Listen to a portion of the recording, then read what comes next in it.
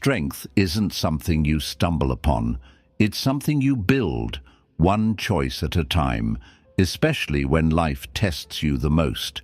You don't become mentally strong by avoiding challenges, but by stepping into them with the quiet conviction that you'll find a way through.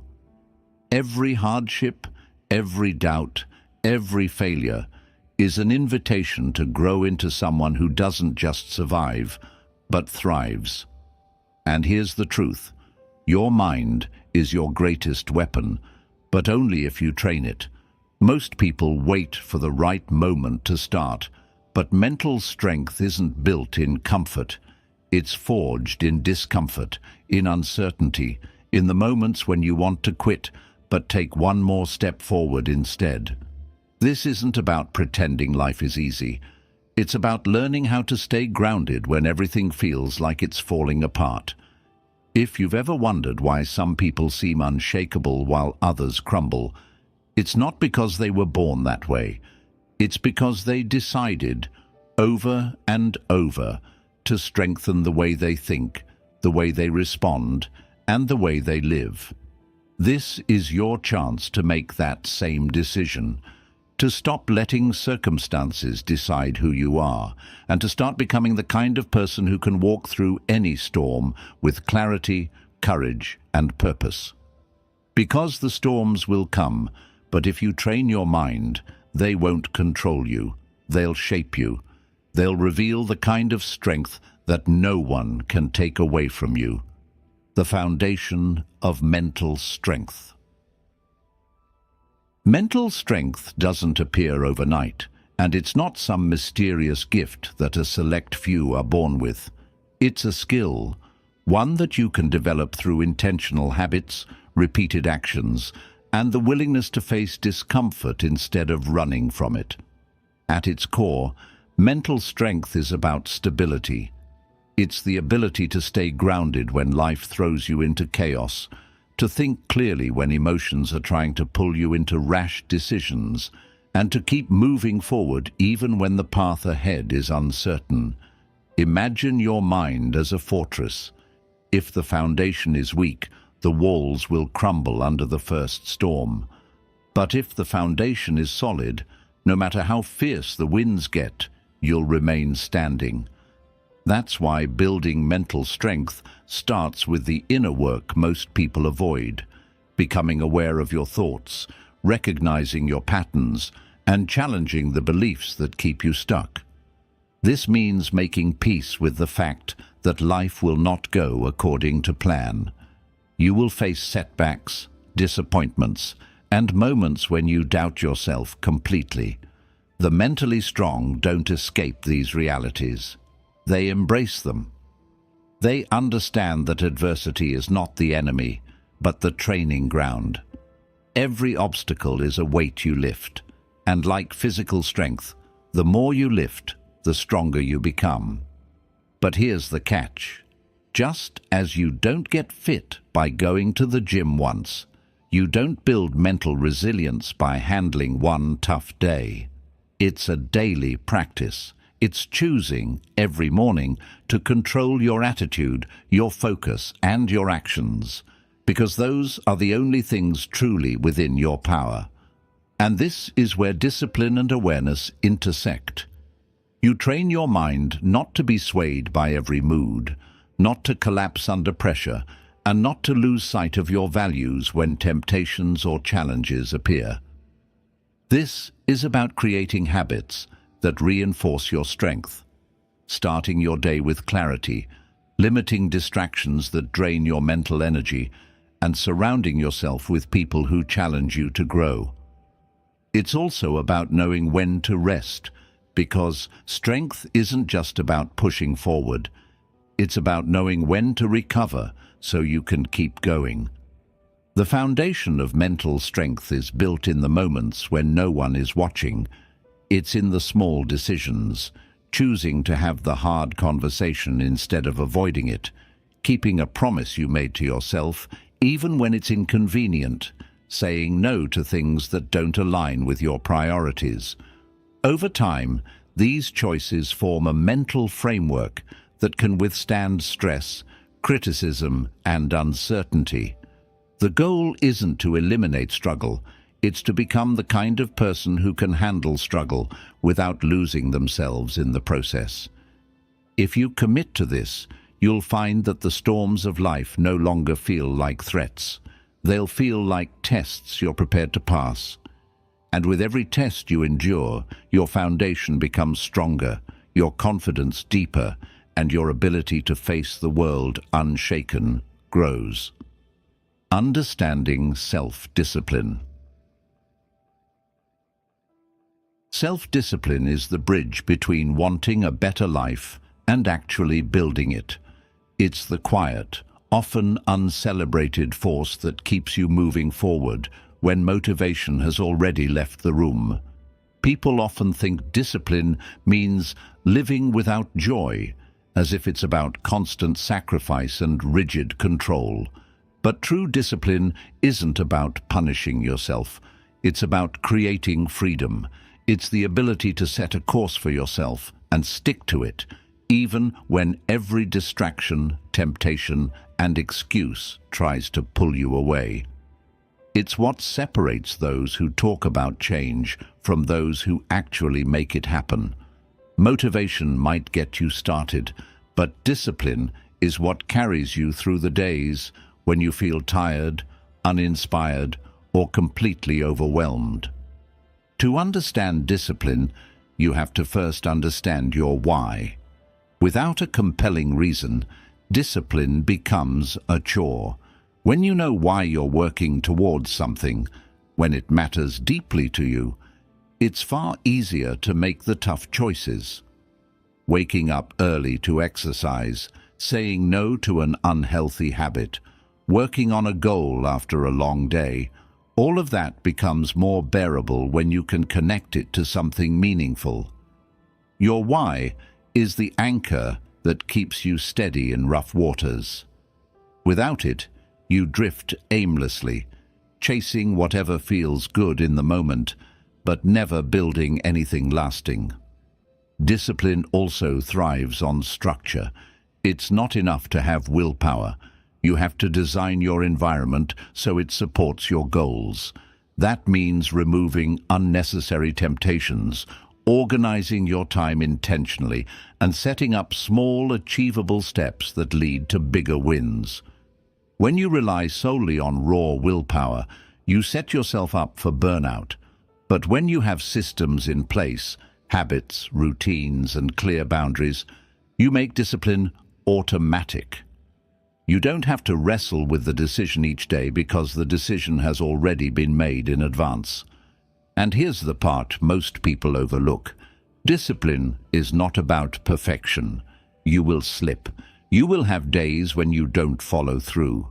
The difference between those who stay disciplined and those who give up is how they respond to those moments. The disciplined person doesn't waste energy on guilt. They simply get back on track. They understand that one missed step doesn't ruin the journey. Quitting does.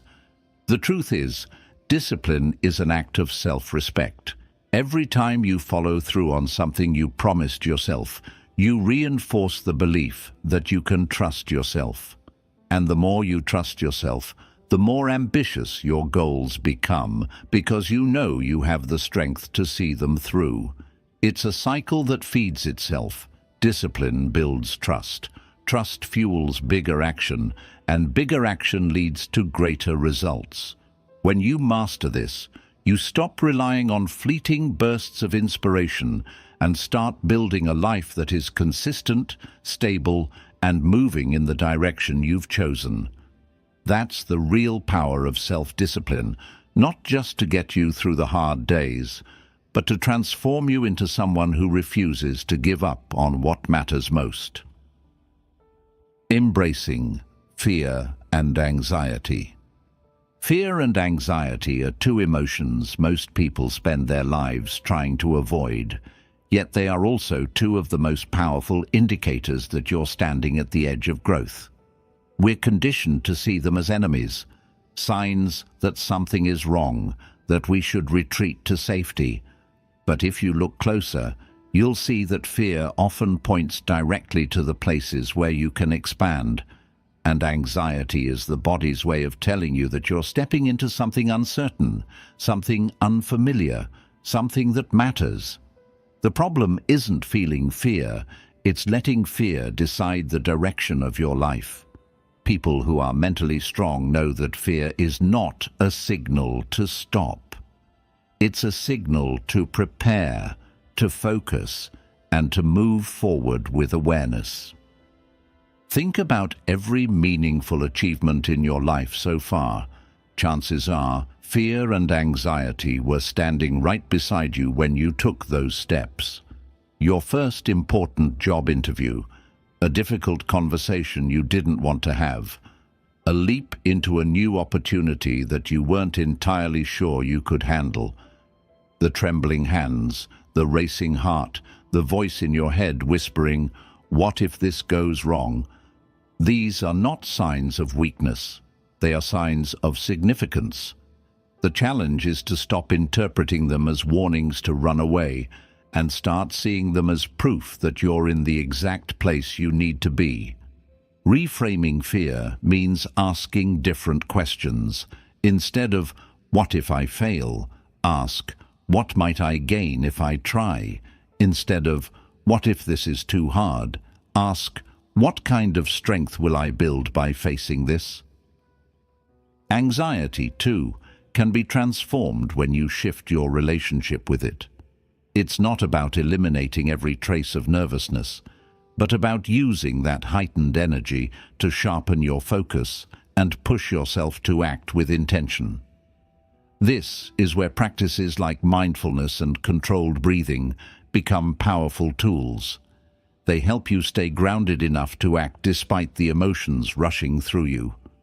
Another truth that mentally strong people understand is that comfort is often the enemy of growth. If you spend your life trying to stay comfortable, you'll miss the experiences that shape resilience, courage, and confidence. Fear is the price you pay for stepping outside the familiar, and while it feels uncomfortable in the moment, it is always cheaper than the cost of regret. The more you face fear intentionally, the more you realize that it rarely has the power you thought it did. What once felt impossible becomes normal, and what once terrified you becomes just another part of life. By embracing fear and anxiety, you train your mind to see them not as obstacles, but as guides. They point you toward the work that matters, the challenges that will expand your capacity, and the risks that have the potential to transform your life. You stop being controlled by what if and start living in even if. Even if it's hard, even if I'm scared, even if I fail, I will still try. That mindset is where true mental strength lives, because it means you're no longer at the mercy of your fears. Instead, you're using them as fuel, and once you learn to do that, there's very little in life that can hold you back. Building positive habits.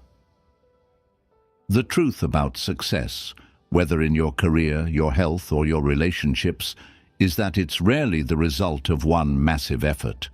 More often, it's the result of small, repeated actions that compound over time. Positive habits are the engine that drives lasting change, and they're also the quiet proof of your commitment to yourself. But here's the challenge. Building them is not about doing something once. It's about making it a part of who you are. Habits are powerful because they remove the need for constant decision-making. Once something becomes automatic, you no longer have to fight yourself to get it done. It just happens, like brushing your teeth or locking your door at night. And that's when real progress begins. Many people fail at creating positive habits because they try to overhaul their entire life overnight. They go from doing nothing to setting goals that demand an unrealistic level of willpower. But mental strength is built by starting small and staying consistent. If you want to develop a habit of reading, start with 10 minutes a day. instead of forcing yourself into an hour. If you want to exercise regularly, commit to short, achievable workouts until the routine becomes second nature. These small wins create momentum, and momentum makes it easier to keep going, even on the days when your motivation is at zero. One of the most effective ways to build habits is to anchor them to something you already do. This is called habit stacking, linking a new action to an existing one so it fits naturally into your day. For example, if you want to start meditating, you could decide to do it immediately after brushing your teeth in the morning. By attaching the new habit to an established routine, you reduce the friction of starting and make the habit more likely to stick. Your environment also plays a huge role. If your surroundings constantly tempt you to break your habits, you'll struggle. But if you set up your space so that it supports your goals, like keeping healthy snacks visible and hiding the unhealthy ones, you make it easier to follow through. Tracking your progress is another key part of the process.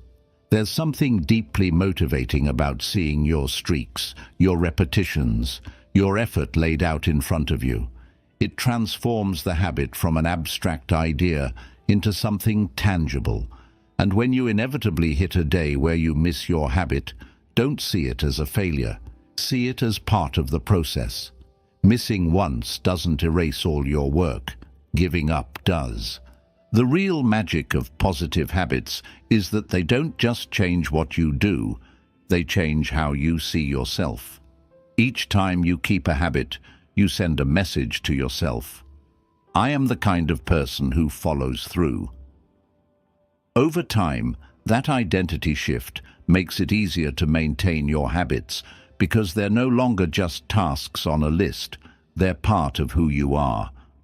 When you build your life around small, consistent actions that align with your values, you create a structure that makes mental strength sustainable. And as those habits compound, you'll realize that the person you've become is the result of hundreds of tiny choices you made when no one else was paying attention. That's the real power of habits. They turn effort into identity, and identity into lasting success. The power of mindfulness.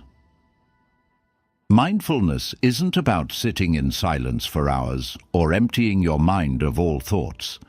It's about learning to live fully in the present moment without letting the noise of the past or the uncertainty of the future pull you away. In a world that constantly demands your attention, mindfulness is the skill that allows you to slow down enough to actually notice what's happening, both around you and within you. It's the act of paying attention on purpose, whether you're drinking your morning coffee, walking to work, or having a conversation with someone you care about. When you practice mindfulness, you're not rushing ahead to the next thing or replaying what happened yesterday. You're here, now. And that simple shift has the power to change everything. The reason mindfulness is such a critical part of mental strength is that it gives you control over your attention, which means it also gives you control over your reactions. When you're present, you can observe your thoughts and emotions without being controlled by them.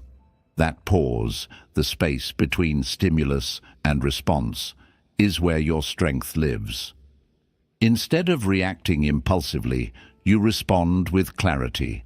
Instead of being pulled into every negative thought, you can watch it pass and decide whether it deserves your energy.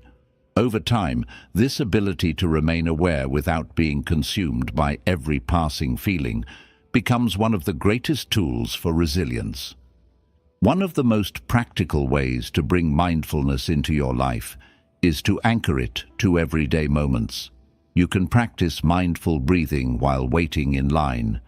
Take a few seconds to really taste your food before swallowing, or pause before responding in a conversation to fully hear what the other person is saying. These small moments of awareness train your mind to stay focused and calm, even in situations that would normally trigger stress or frustration. And when life inevitably throws challenges at you, your practice pays off. You're less likely to be swept away by panic or anger because you've built the habit of pausing, observing, and choosing your next step intentionally. Science backs this up.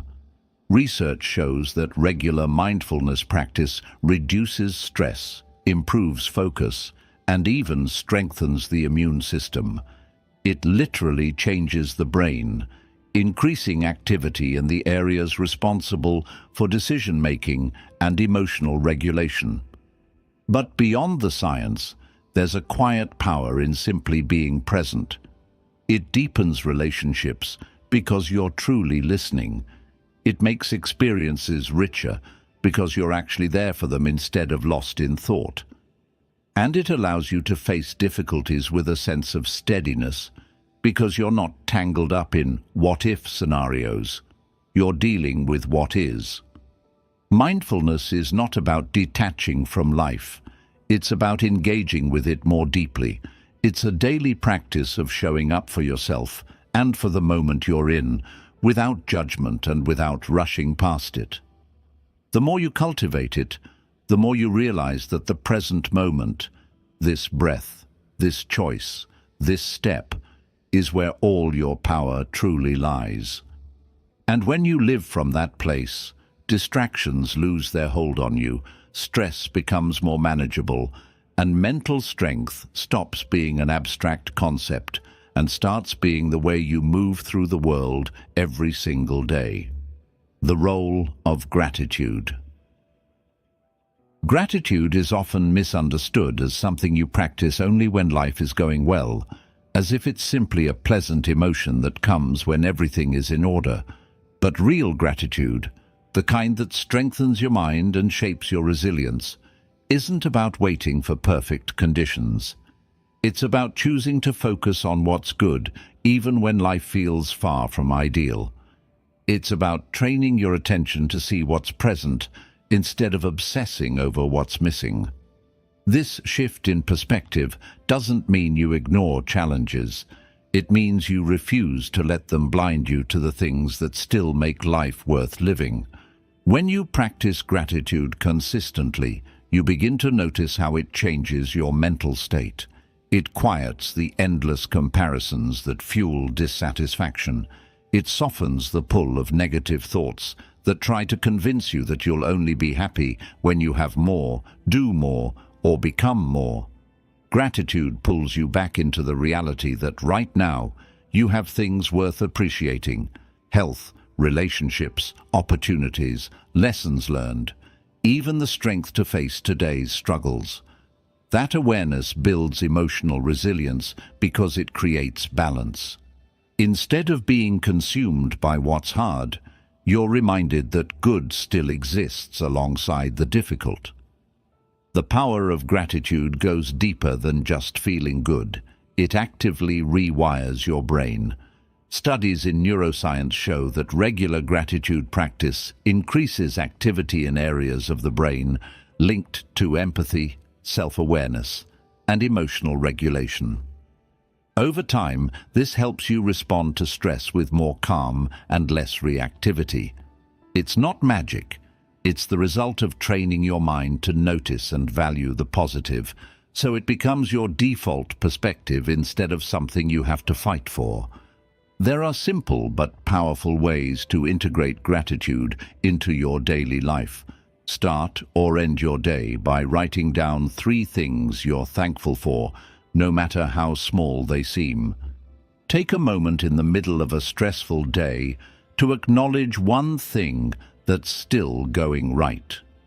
Express appreciation to someone who's made a difference in your life, whether it's through a message, a phone call, or a quiet moment of acknowledgement in your own mind. The more you actively recognize these moments, the more naturally they'll come to you.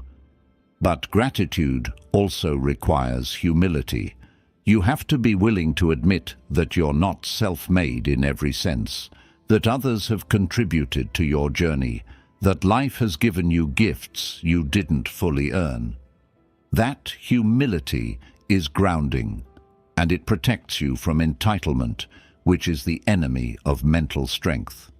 A person who feels entitled becomes bitter when life doesn't go their way. A person who is grateful adapts because they see that even in loss, there's something to value, whether it's a lesson, a relationship, or the discovery of their own resilience. In the end, gratitude is not just a reaction to the good, it's a deliberate choice that amplifies it. It shifts your focus from scarcity to abundance, from frustration to appreciation, from what's missing to what's already here. And when you live in that mindset, life stops feeling like a constant chase for the next thing and starts feeling like a collection of moments you actually get to experience fully. Gratitude doesn't just make life feel better, it makes you stronger, because it teaches you to find stability in the middle of uncertainty and joy in the middle of challenge. Managing negative thoughts. Negative thoughts are not the enemy, they're part of being human. The real problem is when you give them the steering wheel of your mind and let them decide where your life is headed. Left unchecked, these thoughts can turn small challenges into overwhelming problems, can convince you that you're powerless when you're not, and can drain your energy before you even take the first step toward what matters. Managing them doesn't mean pretending they don't exist or forcing yourself to think positive all the time. It means learning how to recognize them, question them, and choose a healthier response before they control your actions. The first step is awareness. You can't change a thought you don't notice. That's why mindfulness plays such a big role here. It teaches you to step back and watch your thoughts instead of being swallowed by them. When you notice a negative thought, treat it like a visitor knocking on your door. You get to decide whether to let it in, and if you do, how long it stays. Just because a thought shows up in your mind doesn't make it true. The mind is full of automatic patterns, many of them shaped by past experiences, fears, or even someone else's opinions. By pausing to ask, is this thought accurate? Is it helpful? Is it leading me toward the person I want to be? You begin to take back control. Another powerful strategy is reframing. This doesn't mean sugarcoating reality. It means shifting perspective to see the bigger picture. If you fail at something, instead of thinking, I'm terrible at this, you can reframe it as, this is a chance to learn what I need to improve. If someone criticizes you, instead of thinking, they hate me, you might reframe it as, they're giving me insight into how I'm perceived. Reframing is a mental habit that transforms setbacks into opportunities, and over time, it makes your thinking more resilient and solution-oriented. Your environment also matters more than you might realize. If you spend your time with people who constantly complain, criticize, or feed negativity, it becomes much harder to manage your own thoughts. The mind mirrors what it's exposed to. That's why surrounding yourself with positive influences, people, books, podcasts, environments, can be a game changer. These inputs act like mental nutrition. The healthier they are, the stronger your mind becomes. One underrated tool in managing negative thoughts is writing them down. Putting thoughts on paper creates distance, allowing you to see them more objectively. Often what feels massive and overwhelming in your head looks smaller and more manageable when you read it in front of you. From there, you can challenge it, reframe it, or create an action plan to address it. This habit also prevents thoughts from cycling endlessly in your mind, freeing up mental space for more productive thinking. Ultimately, the goal is not to eliminate negative thoughts. You can't. The goal is to keep them in their proper place. They can be signals, warnings, or reminders, but they are not your identity. The more you practice noticing them without judgment, questioning them without fear, and replacing them with thoughts that serve your growth, the less control they have over you. And with time, you'll find that the voice in your head that once held you back becomes quieter, while the voice that pushes you forward becomes stronger. That is the power of managing your thoughts. You stop being your own worst enemy and start becoming your own greatest ally. Setting healthy boundaries. Boundaries are not walls meant to keep people out. They are doors that you control, deciding who and what gets access to your time, energy, and peace of mind. Without them, you become a target for burnout, resentment, and emotional exhaustion. With them, you create the space necessary to protect your well-being and to show up in your life with clarity and strength. Setting healthy boundaries isn't selfish, it's a form of self-respect. It says, I value my life enough to decide how it will be lived. And for anyone committed to building mental strength, boundaries are not optional, they are essential. The first step in setting boundaries is understanding your limits. Many people struggle with this because they've been conditioned to believe that saying yes is always the right thing to do, even at the expense of their own needs. But every yes you give comes at the cost of something else. If you agree to work late every night, you say no to rest, to family, to health. If you allow someone to repeatedly speak to you in a way that disrespects you, you silently say no to your own dignity. Recognizing where you feel drained, uncomfortable, or taken advantage of is your starting point for deciding where those lines need to be drawn. Once you know your limits, the next challenge is communicating them clearly and consistently. This is where many people stumble, not because they don't know what they need, but because they fear how others will react. They worry about being seen as difficult, cold, or unkind.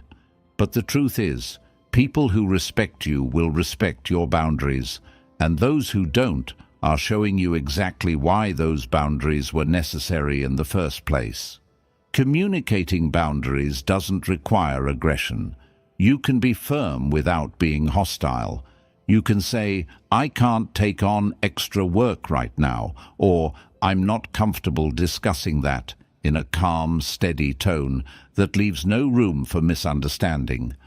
Of course, setting a boundary is only half the battle. The real test is enforcing it. Some people will push against your boundaries to see if they can get you to bend. This is where mental strength truly comes into play. You must be willing to follow through on consequences when someone repeatedly disregards your limits. If you set a boundary but never uphold it, it sends the message that it's negotiable. Boundaries require consistency, and that consistency requires courage. One thing many people don't realize is that boundaries benefit not just you, but your relationships. They create clarity, prevent resentment, and make interactions more genuine. Without boundaries, you risk giving so much of yourself away that you start to feel invisible. With them, you can engage with others from a place of choice rather than obligation. You can give freely because you've decided to, not because you feel pressured to. Healthy boundaries also protect your focus. They allow you to prioritize the work, relationships, and personal growth that matter most to you. In a world full of distractions and demands, that kind of focus is a superpower. It ensures that your life is shaped by your own values, not by the constant pull of other people's expectations. In the end, boundaries are not about shutting people out. They are about protecting the space you need to live with integrity. They are the framework that allows you to grow without being depleted, to help others without losing yourself, and to live a life that is truly yours. When you set them with clarity and uphold them with strength, you send a clear message to the world. My time, my energy, and my peace are valuable, and I will treat them that way. The importance of self-care. Self-care is not an indulgence. It's not a luxury you allow yourself only after you've worked hard enough or reached some invisible milestone.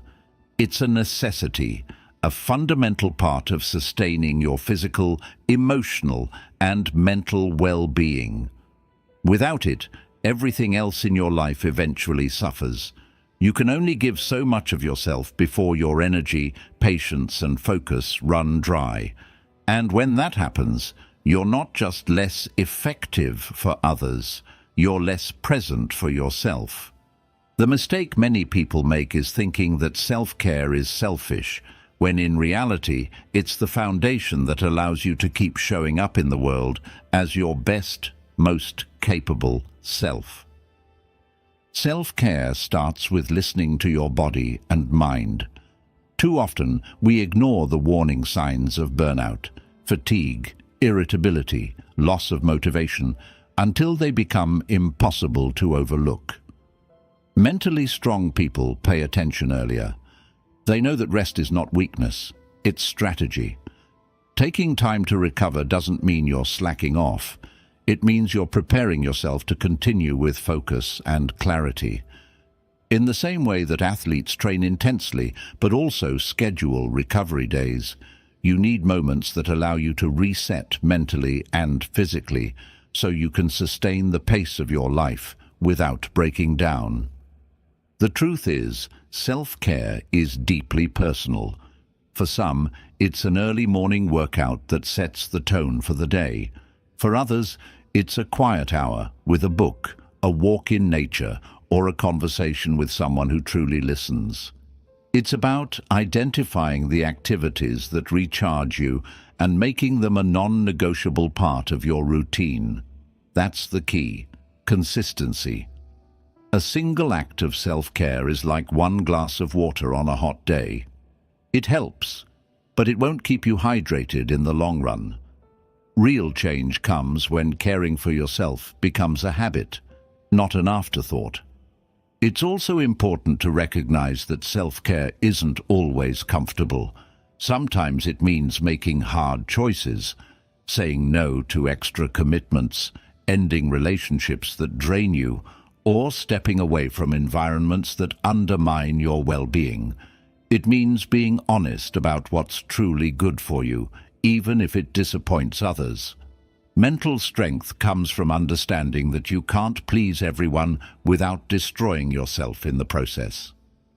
There's also a deeper truth here. When you take care of yourself, you raise the standard for how others treat you.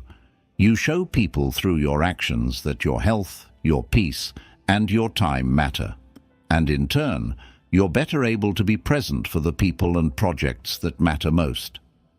It's the opposite of selfishness. It's a recognition that you can't pour from an empty cup. When your needs are met, your capacity to give, support, and create grows exponentially. In the end, self-care is about respect. Respect for your body, your mind, and your life. It's choosing to nurture yourself, not just when things are easy, but especially when life is demanding. It's a long-term investment in your ability to thrive, not just survive.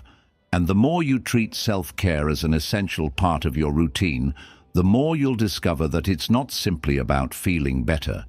It's about becoming stronger, more resilient, and more capable of handling whatever life throws at you. Cultivating emotional intelligence. Emotional intelligence is one of the most underestimated forms of strength. It's the ability to understand your own emotions, manage them effectively, and respond to the emotions of others with awareness and empathy. While physical strength and mental sharpness are valuable, Emotional intelligence is what allows you to navigate life's complexities without being derailed by every conflict, misunderstanding, or unexpected turn. It's not just about being nice or agreeable, it's about being intentional with how you respond to both yourself and the world around you. Without it, even the most talented or knowledgeable person can sabotage their own success. With it, you gain the clarity and composure to handle situations that overwhelm most people. It starts with self-awareness. You can't manage what you don't understand, and that includes your emotional triggers. When something frustrates you, do you lash out? When you're anxious, do you shut down? Self-awareness means taking the time to recognize these patterns and understanding the why behind them. Instead of being at the mercy of your feelings, you become an observer, capable of choosing your responses rather than being pulled into automatic reactions. This is where mental strength and emotional intelligence overlap. The stronger your self-awareness, the less likely you are to let temporary emotions create permanent damage. The next layer is self-regulation, the ability to stay composed even when emotions run high. This doesn't mean you suppress your feelings or pretend they don't exist. It means you acknowledge them, but you don't let them dictate your actions. If anger rises, you pause before speaking.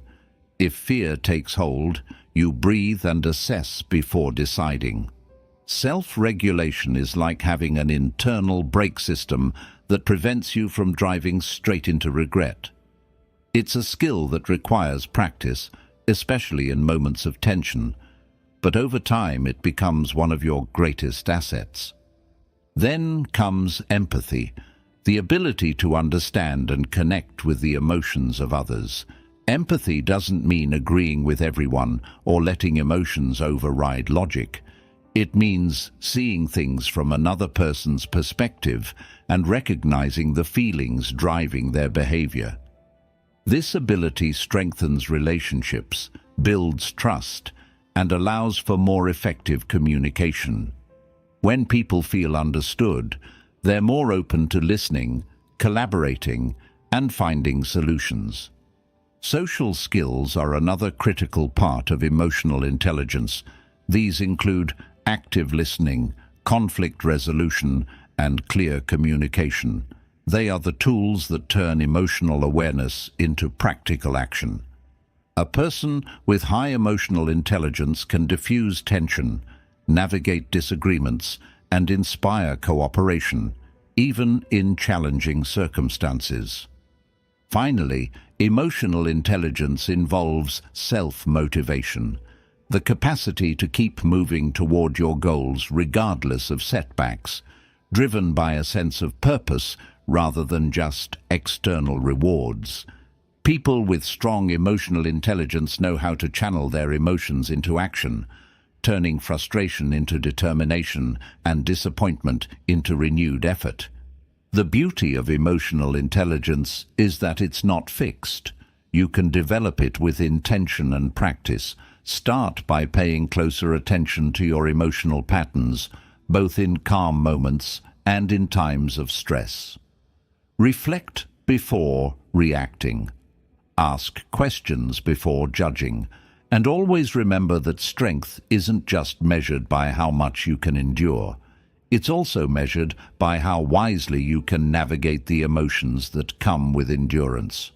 When you cultivate emotional intelligence, you're not just improving your mental strength, you're giving yourself the tools to connect deeply, communicate effectively, and live with balance in an unpredictable world. Building a support system. No one becomes mentally strong in isolation. Strength may be forged within you, but it's sustained and reinforced by the people you choose to keep close. A strong support system doesn't mean surrounding yourself with people who only tell you what you want to hear. It means building a network of relationships that challenge you, encourage you, and hold you accountable to the best version of yourself. These are the people who remind you of your capabilities when you forget, who offer perspective when you're stuck in your own head, and who give you the kind of feedback that pushes you to grow, even when it's uncomfortable. The first step in building a support system is being intentional about who you allow into your inner circle. Not everyone deserves a front row seat to your life. Mentally strong people understand that relationships either feed your growth or drain it. There is rarely a neutral in-between. This means seeking out individuals who align with your values, respect your boundaries, and demonstrate consistency in their words and actions. It also means distancing yourself from those who constantly criticize without offering solutions, take without giving, or pull you away from your goals instead of toward them. A strong support system is built on mutual investment. It's not just about having people to lean on, it's about showing up for them as well. This reciprocity creates trust, and trust is the backbone of any relationship that can weather life's inevitable storms. When challenges arise, you don't just have people who will listen, you have people who will actively help you find solutions and take action. But here's the reality. Support systems don't happen by accident. They require cultivation. This means making time to connect regularly, being honest about your struggles, and allowing yourself to be vulnerable. Vulnerability is often mistaken for weakness, but in truth, it's what deepens relationships. When you open up about your challenges, you give others permission to do the same, creating an environment where honesty thrives and where real help can be offered without judgment. Your support system should also be diverse in perspective and experience. Having people from different backgrounds, professions, and life stages allows you to see problems and solutions from multiple angles. Sometimes, the most valuable insight comes from someone who isn't in the same situation as you, because they can view it without the emotional weight you carry. And perhaps most importantly, a support system should inspire you. Being around people who are disciplined, resilient, and purpose-driven will naturally influence you to hold yourself to a higher standard. This is why it's said that you are the average of the 5 people you spend the most time with. Your environment shapes your mindset, whether you realize it or not. Building a support system is not about creating dependency. It's about reinforcing your ability to stand strong while knowing you have others to lean on when the weight gets too heavy. Life will test you in ways you can't always prepare for, but with the right people in your corner, you don't just endure, you rise. And in return, you become part of someone else's strength, creating a cycle of resilience that benefits everyone involved. Overcoming setbacks. Setbacks are not proof that you're failing, they're proof that you're trying. Anyone who's ever achieved something worthwhile has been knocked down, sometimes more than once. The difference between those who stay down and those who rise is not luck, talent, or even intelligence. It's resilience. Resilience is the decision, again and again, to get back up, adjust your approach, and keep moving forward even when the road ahead feels endless. Mentally strong people know that setbacks are not the end of the story. They are simply chapters in the process of becoming who you're meant to be. The first step in overcoming a setback is to separate your identity from the event. Too often, we internalize failure as a reflection of our worth. I failed, so I must be a failure. But the truth is, a setback is just feedback. It's information about what didn't work, not a verdict on who you are. This perspective shift is crucial because it keeps you in problem-solving mode instead of self-destructive mode. When you can see the setback as a teacher rather than a judge, you reclaim your power to act. Next comes the willingness to evaluate without ego. This is where mental strength really matters, because it's not easy to look at your mistakes without defensiveness. It requires humility to admit what you could have done better and courage to face uncomfortable truths. But this honest assessment is where growth begins. You identify what's within your control to change, what needs a new approach, and what you must simply accept and move past. The mentally strong also understand that recovery from a setback isn't always about pushing harder. It's about adjusting smarter. Sometimes that means taking a short pause to regain clarity before making your next move. Other times it means pivoting entirely, letting go of a path that's no longer serving you. Adaptability is key, because the same strategy that failed you once will fail you again if you don't learn from it. It's also important to manage the emotional impact of setbacks. Disappointment, frustration, even grief are natural responses. Allow yourself to feel them, but don't set up camp there. Use tools like journaling, talking with your support system, or engaging in physical activity to process those emotions so they don't harden into self-doubt. Finally, resilience is built in small steps. After a setback, the next move doesn't have to be massive, it just has to be forward. Even a small win can restore momentum and rebuild confidence. And each time you come back from a setback, you strengthen the belief that you can handle whatever comes next. Over time, you realize that setbacks are not detours from the path. They are the path.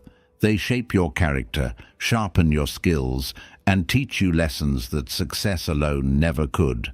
When you stop fearing them, you start using them, and that's when you become truly unstoppable. Because the truth is, the measure of your strength is not how you act when everything is going right. It's how you rise when everything goes wrong. The importance of goal setting. Without goals, life becomes a series of disconnected actions, days that blur together without a clear direction. You may work hard, but without a target, you're like a ship drifting at sea, moving, but not necessarily toward anything meaningful. Goal setting is what gives your efforts purpose. It turns vague desires into concrete destinations and transforms wishful thinking into actionable steps. Mentally strong people don't rely on chance to shape their future. They decide where they're going and build a plan to get there. The first power of goal setting is clarity. When you define what you want, you create a filter for your decisions. Every opportunity, every request, every task can be evaluated by asking, does this bring me closer to my goal, or does it pull me further away? Without that clarity, it's easy to get trapped in busyness, doing a lot, but accomplishing little. Goals keep you from scattering your energy in too many directions and ensure that your time is invested in what truly matters. Strong goals are also specific. Saying, I want to be healthier, is too vague to inspire consistent action. But saying, I will exercise for 30 minutes 5 days a week, gives you something you can measure and track. This is where the principle of SMART goals, specific, measurable, achievable, relevant, and time-bound, becomes valuable. When your goals are clear and measurable, you can track progress, make adjustments, and celebrate milestones along the way. Another critical element is alignment.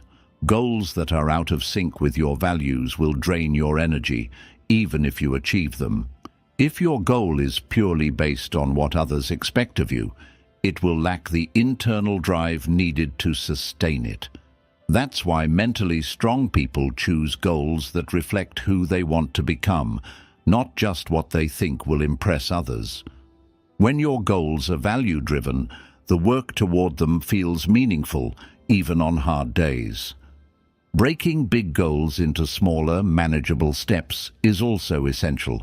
Looking at a major life change, like starting a business, running a marathon, or writing a book, can feel overwhelming. But when you break it down into small, actionable tasks, you create a path that feels achievable. Each small win fuels momentum, and momentum is one of the most powerful forces in goal achievement. It's equally important to stay adaptable. Goals provide direction, but life is unpredictable. Sometimes circumstances shift, and holding on to a goal exactly as you first envisioned it may no longer make sense. The mentally strong know when to adjust the path without abandoning the purpose. Flexibility ensures that setbacks don't destroy your vision. They simply alter the route you take to reach it. Goal setting also serves as a source of motivation during difficult times. On the days when you don't feel like showing up, remembering the reason you started can be enough to push you forward.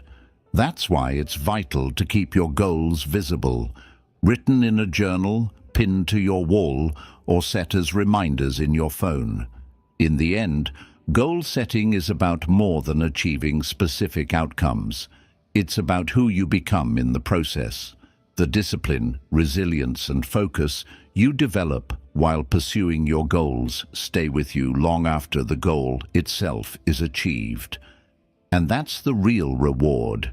Not just reaching the finish line, but becoming the kind of person who is capable of reaching it again and again. Sustaining mental strength. Building mental strength is one thing, sustaining it is another. It's easy to feel strong when motivation is high, when life is calm, and when challenges are rare. But real mental strength isn't proven in those moments. It's tested over the long run, in the grind of daily life, in the stretches where progress feels slow, and in the seasons when challenges keep coming without warning. Sustaining mental strength means committing to habits, mindsets, and principles that keep you steady. Not just for weeks or months, but for years. It's a lifelong practice, not a temporary project. The first key to sustaining mental strength is consistency. You can't train your mind once and expect it to remain unshakable forever. Just like physical fitness, mental resilience requires ongoing maintenance. That means regularly practicing the habits that keep you centered, mindfulness to stay present, gratitude to maintain perspective, goal setting to stay focused, and boundaries to protect your energy. These habits act like the pillars of a structure. Remove one, and the whole thing weakens over time. Consistency doesn't mean perfection. It means showing up for yourself repeatedly, even when you don't feel like it.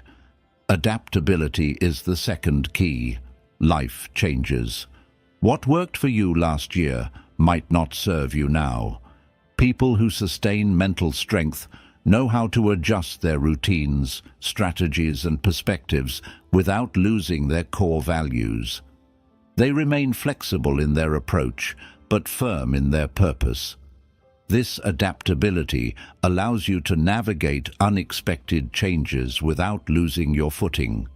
Instead of resisting change, you learn to work with it, finding new paths to the same destination. Another crucial element is self-awareness. Over time, it's easy to slip into autopilot, repeating actions that no longer serve you, or ignoring subtle signs of burnout. Sustaining mental strength means regularly checking in with yourself, asking what's working, what's not, and where you need to adjust. Self-awareness prevents stagnation and ensures that your strength continues to evolve alongside your life. Your environment also plays a major role. The people, places, and information you surround yourself with either reinforce your mental strength or slowly erode it. A supportive environment makes it easier to maintain positive habits, while a toxic one can undo progress you've worked hard to build. This is why protecting your inner circle, limiting exposure to negativity, and curating your influences is an ongoing responsibility. Rest and recovery are often overlooked, but essential for sustaining mental strength. Pushing yourself without breaks eventually leads to mental and emotional exhaustion, which makes it harder to think clearly, manage stress, and make good decisions. Incorporating regular downtime, hobbies that recharge you, and moments of stillness ensures you can keep going for the long haul without burning out. Finally, sustaining mental strength requires a strong sense of purpose. Without a reason to keep going, it's easy to drift. Your why fuels discipline, helps you endure hard times, and gives meaning to the daily choices that keep your mind sharp and resilient. When you know what you're working toward and why it matters, you can face challenges without losing your sense of direction. In the end, sustaining mental strength is about creating a lifestyle that supports it every single day. It's the accumulation of small, consistent actions, the willingness to adapt, and the commitment to your values. It's knowing that mental strength isn't something you build once and forget. It's something you live, nurture, and protect for the rest of your life. And the reward for that effort is a mind that can weather any storm, a spirit that stays grounded, and a life lived with clarity and resilience, no matter what comes your way. Strength of mind is not measured by how little life challenges you, but by how steadily you walk through those challenges without losing yourself. Every principle we've explored, from building a strong foundation to sustaining your mental resilience, isn't just theory. It's a set of tools you can reach for on the days when you want to give up. Tools that remind you that no matter what happens, you still have control over your thoughts, your choices, and your actions. You will face moments when fear is loud, when self-doubt creeps in, and when life's setbacks make you question your own strength. In those moments, remember this: mental strength is not about feeling unbreakable. It's about refusing to stay broken. It's about getting up one more time, choosing one more step, and believing that you are capable even when the evidence isn't obvious yet. The work never truly ends, but that's what makes it powerful. You're not aiming for a single peak to conquer. You're building the capacity to climb again and again. You're shaping yourself into someone who can remain grounded in chaos, patient in uncertainty, and focused in distraction. That's not just mental strength, that's freedom. So take these lessons and put them into action. Not tomorrow, not when it's convenient. Today. Start with one small choice that aligns with the person you want to become, then another, and another. Over time, you won't just see changes in your circumstances, you'll see changes in yourself. And when you look back, you'll realize that the strength you were searching for was never something you had to find out there. You were building it all along, one decision, one challenge, one step at a time.